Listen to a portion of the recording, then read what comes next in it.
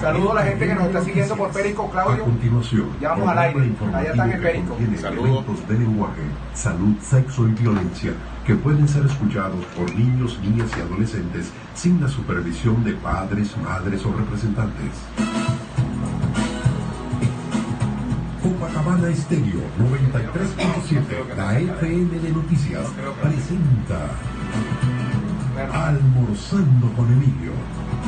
Durante los próximos 60 minutos compartiremos con usted información de primera mano, comentarios y entrevistas con personalidades del acontecer nacional y regional, conducidas por el periodista Emilio Materán. Sean ustedes bienvenidos a esta hora de buen provecho, con los temas que son de interés y que les mantendrán informados sobre lo que acontece en Venezuela y el mundo. Ya la mesa está servida y de inmediato se abre el menú de opciones de la información. En este espacio, Almorzando con Emilio.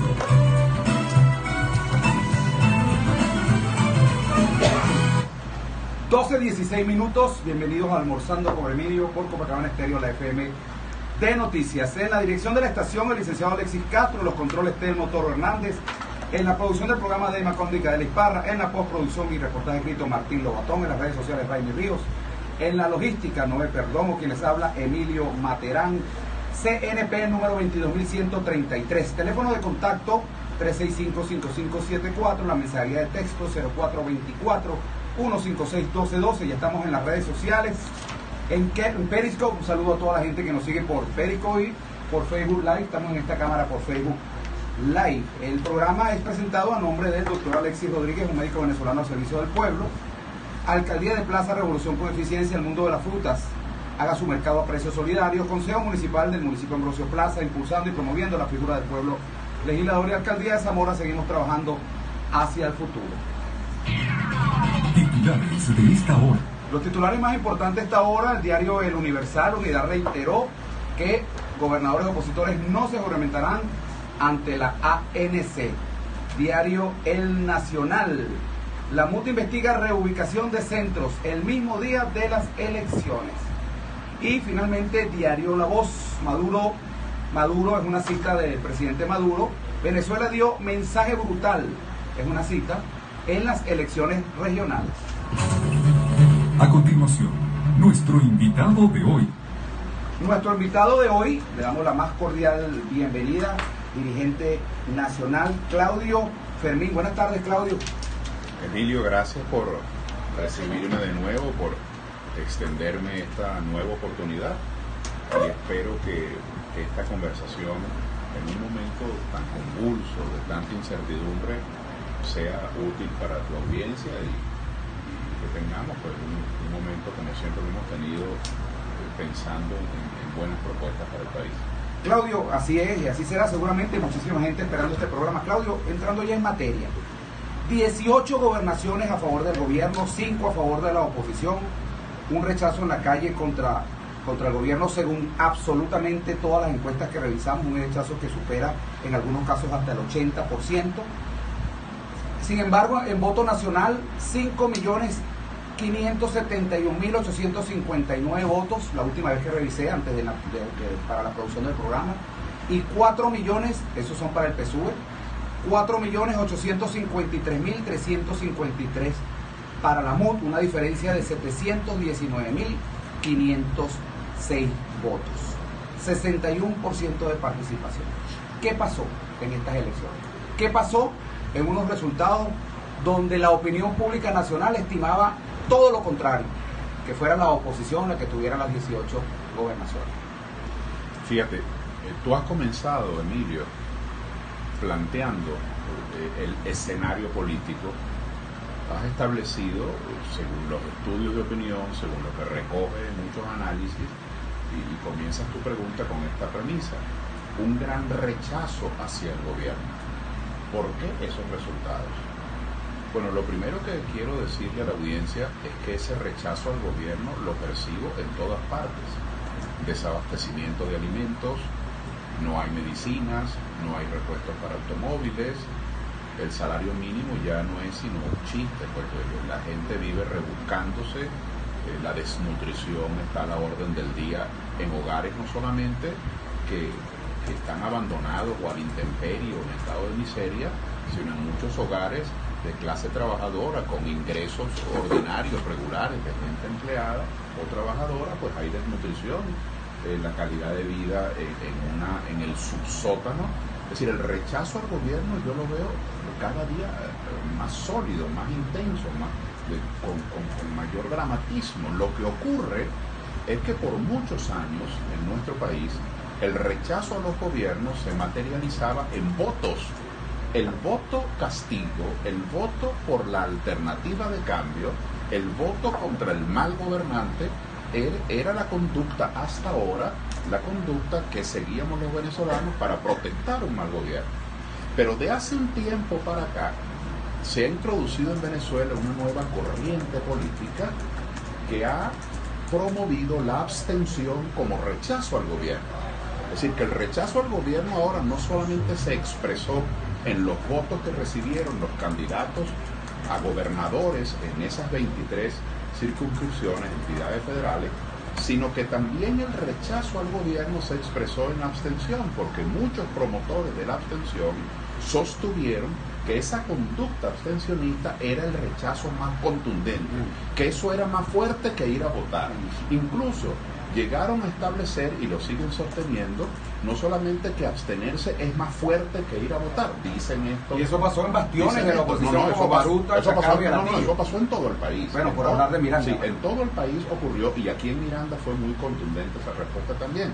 Pero fíjate, Emilio, no solamente que ahora hay una nueva corriente política que promueve la abstención como protesta al gobierno, es decir, que ese rechazo sigue existiendo, sino que le agregan algo más.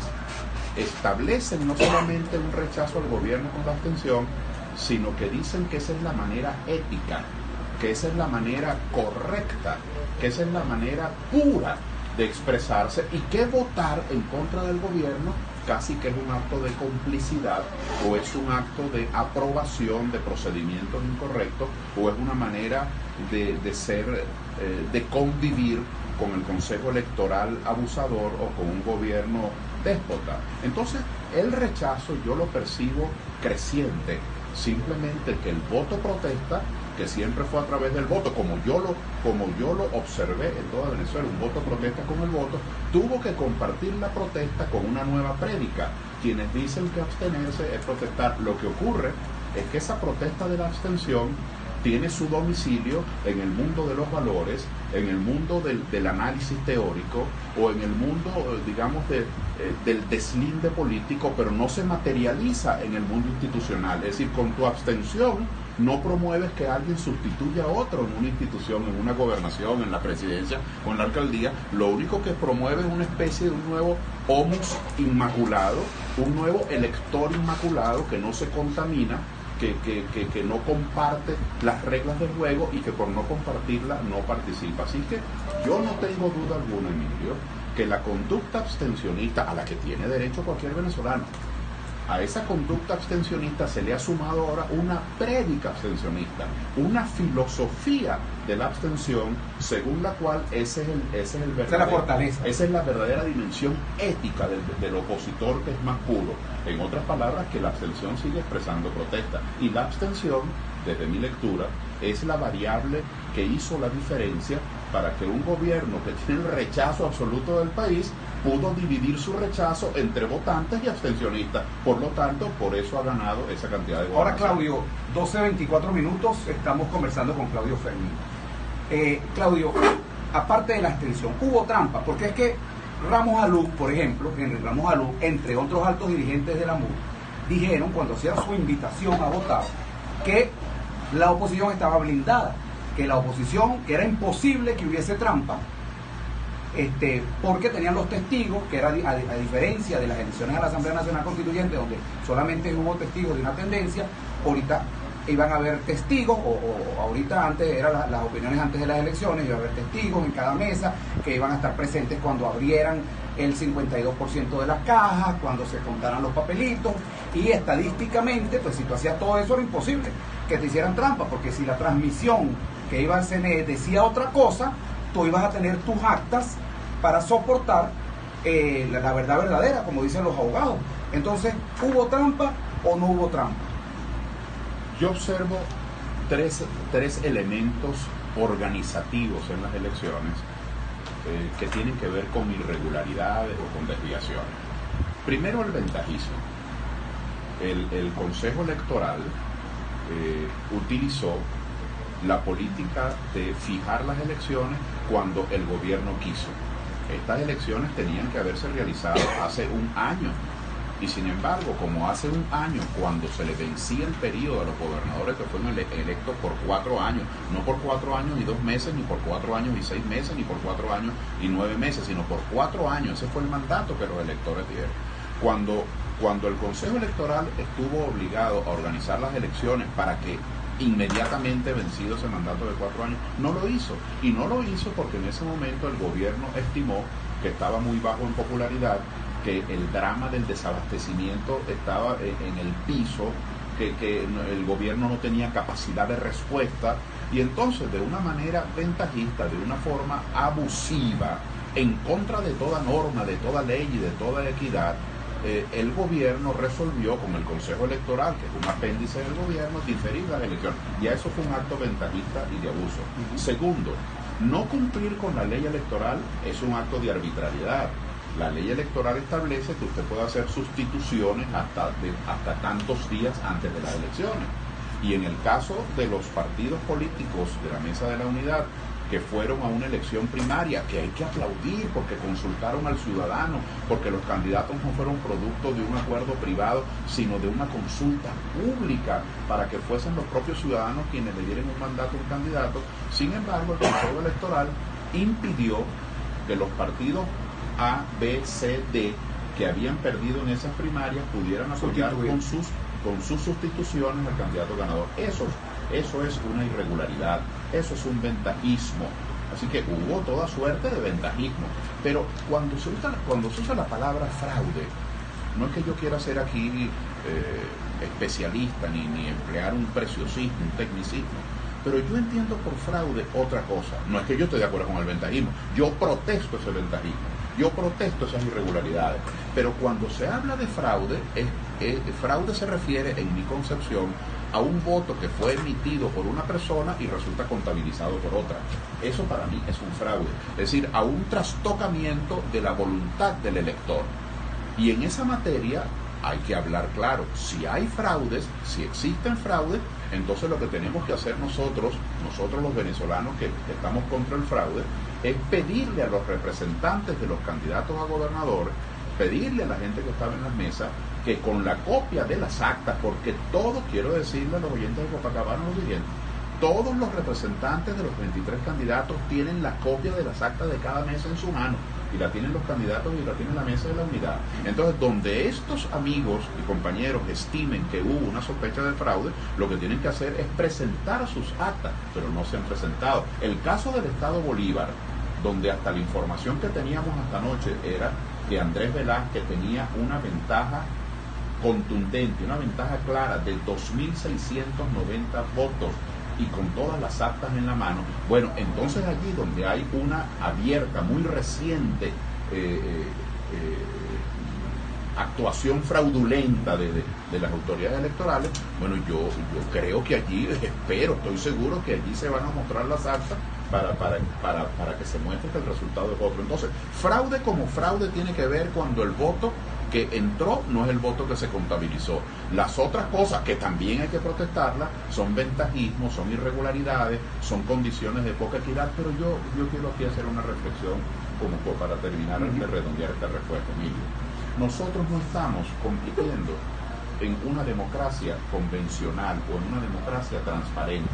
Nosotros estamos compitiendo en un sistema político donde se hacen elecciones de manera recurrente, pero donde no hay división de poderes, donde no hay contraloría del Consejo Electoral, donde no hay equidad en los medios de comunicación, donde no hay libertad para la expresión de las ideas, sino que esa libertad se reduce porque se eliminan emisoras, se eliminan radios, se limita la edición de los periódicos, se reprimen. Es decir, estamos bajo un régimen autoritario, arbitrario, como algunos prefieren decir, una dictadura abierta. Bueno, siendo así, a mí siempre me ha parecido un poco cándido que por una parte uno diga y proteste, estamos en una dictadura, estamos bajo un régimen autoritario, y por otra parte tú digas, bueno, no participo si no se cambian las normas. Es decir, si el autoritarismo no cesa, si la dictadura no se corrige a sí misma, si las normas arbitrarias no son sustituidas por normas de equidad, entonces no participo. Entonces a mí me parece que es contradictorio invitar a luchar contra una dictadura y luego decir, pero no lucho si no ponen las normas de la democracia, pero sí que es una dictadura. De tal manera que el ventajismo que protesto, las irregularidades que protesto, la convocatoria arbitraria y caprichosa de las elecciones el día que quieren que protesto, las violaciones a la ley electoral que protesto, sin embargo fue el viento en contra que tuvimos que enfrentar. Pero aquí se enfrentaron dos cosas también. La primera cosa, aquí tuvimos que afrontar durante muchos meses, casi más de un semestre, un debate sobre si se debía participar o no en las elecciones de gobernadores. Una corriente muy numerosa de los partidos de oposición y de los opositores pensamos y sostuvimos que había que participar. Otra corriente sostenía que no había que participar. Ya eso fue creando todo un clima de incertidumbre. Primero el debate si se debía participar o no. Y después que un número importante decidieron participar y postular candidatos, aquellos que decían que no había que participar de manera general, entonces fueron a su propuesta formal de abstenerse. Eso tiene un peso muy importante en el resultado final. Y eso no se puede borrar de la atmósfera, eso está allí. No se puede pretender, sería un irrespeto y un acto de prepotencia, ignorar a esos venezolanos que sostuvieron que no había que participar, que no había que votar. Tienen un peso específico, no solamente porque tengan convocatoria, que hay que reconocerla, sino porque tú puedes tener una convocatoria X, tú puedes convocar, un ejemplo tan solo aquí en el micrófono, tú puedes convocar 100 personas, pero tu capacidad de convocatoria puede ser mucho menor que tu capacidad de sembrar dudas. Yo puedo convocar 100 personas, pero si yo introduzco una duda, esa duda se la puedo introducir a 1000, mi capacidad de perturbación puede ser mayor, mi capacidad de incertidumbre se multiplica. Entonces la abstención, que es una forma de protesta, los que fuimos a votar no somos más opositores que los abstencionistas, no señor. Ambos estamos protestando, pero el votar, esa protesta tiene un domicilio, se materializa, tiene un impacto. En cambio, la abstención, que es una protesta también, resulta ser completamente inofensiva, inocua, desde el punto de vista electoral. Puede ser importante desde el punto de vista político, pero es una respuesta inofensiva desde el punto de vista electoral porque no se materializa en nada. Y ahí están los resultados. Tuvimos millones de abstencionistas que fueron votos que se dejaron de sumar para reducir a gobiernos que son réplicas o que podrían ser, como nosotros asumimos que lo han sido hasta ahora, estos gobiernos regionales. Allí, en esas gobernaciones se reproduce como un espejo el clientelismo, la arbitrariedad, la corrupción, la represión, los programas que son poco eficientes, de tal manera que yo sí creo, Emilio, por donde se le mire, por donde se observe estos fenómenos, ya la abstención dejó de ser una prédica solamente de los analistas, ahora es una tesis política y mira las incidencias que ha tenido. Entonces, fíjate, puedo inferir, Claudio, por lo que tú nos acabas de comentar y por lo que decía Oscarín en la rueda de prensa que dio, tengo entendido que hoy iba a dar otra, pero la rueda anterior, él dice que 225.000 mirandinos fueron reubicados a otros centros de votación. No es un tema de actas. Cuando una periodista le decía, bueno, pero es un fraude porque las actas, entonces le decía, no es un tema de actas. Y ponía este ejemplo dentro de los varios ejemplos que puso. De esas reubicaciones, de esas 225.000 forman parte de 740.000 electores que fueron reubicados. Y aquí hubo un caso emblemático, yo no sé si lo llegaste a conocer, nosotros lo vivimos, Claudio, lo fuimos a ver, nosotros tuvimos la oportunidad de visitar casi que todos los centros de votación de aquí en el municipio Plaza. El caso de Nueva Casarapa. Nueva Casarapa son 11.000 electores. 11.000 electores que fueron reubicados y que por razones de violencia, cuando en ese centro jamás, en el San Nicolás de Bari jamás hubo violencia, fueron reubicados al barrio Vista Hermosa. El barrio Vista Hermosa de Guarenas tiene una entrada que es como 1 kilómetro de carretera, donde bueno, no cabe un carro bajando y un carro subiendo. Después, a mitad de la vía estaban los colectivos, que se quedaron tranquilos cuando hubo la presencia de la Guardia Nacional. a quien de verdad hay que hacer un reconocimiento también a la Guardia Nacional, a la Policía de Plaza que estuvieron ahí, los jefes urbanos y el mayor Carrillo estuvieron ahí, pues yo personalmente los vi poniendo orden, pero los que se fueron, entonces echaban los colectivos, echaron tiros. Y a pesar de esto, Claudio, 4.000 personas, búscame por favor en la página web del CNE cuántas personas, si eso ya está registrado, pero hasta donde yo vi 4.000 personas de esas 11.000 fueron a votar al barrio Vista Hermosa, caminando, viejitos, Claudio, con su andadera. Eso no me lo contaron, eso lo vi yo con mis propios ojos. Hay que hacerle de verdad, hay que hacerle un monumento a los electores de Nueva Casarapa. Mi respeto como electores, hayan ido a votar por la tendencia que hayan ido a votar. Sí, porque ellos fueron a votar, ahí deben haber, me imagino yo, habrán habido chavistas que fueron a votar. ¿Sí? Mi respeto y reconocimiento a los electores de Nueva Casarapa, pero eso no se hace, Claudio, que es el punto a donde quiero llegar. Eso no se hace, eso que hizo el CNE. ¿Por qué no se mueve, por ejemplo, el Miguel Otero Silva, que es uno de los centros donde más votación tiene el chavismo, y entonces lo mueve para Nueva Casarapa, pues a ver qué pasa? Es que ese es un acto de arbitrariedad, ese es un abuso, eso es lo que antes hablábamos del ventajismo. Ahora, ¿qué significa el ventajismo? Crear condiciones para que una opción distinta de la tuya no se pueda expresar. Eso es muy grave, eso es una lesión muy grave. Ahora, pero ya sabemos, nosotros no puedes... Bueno, a mí no, voy a hablar por mí, Claudio, no por otro. A mí no me sorprende. ¿Qué debe hacer la oposición, Óyeme, Claudio? Para que eso Emilio, para que ese ventajismo, que es la clave de los resultados, por lo que estamos comentando, no ocurra. Bueno, pero yo voy a poner un caso concreto para que le hagamos más claro el análisis. Si el Consejo Electoral se la puso difícil a los votantes, reubicándolos a centros que ni conocían ni sabían cómo llegar y reubicándolos de un día para otro, el votante se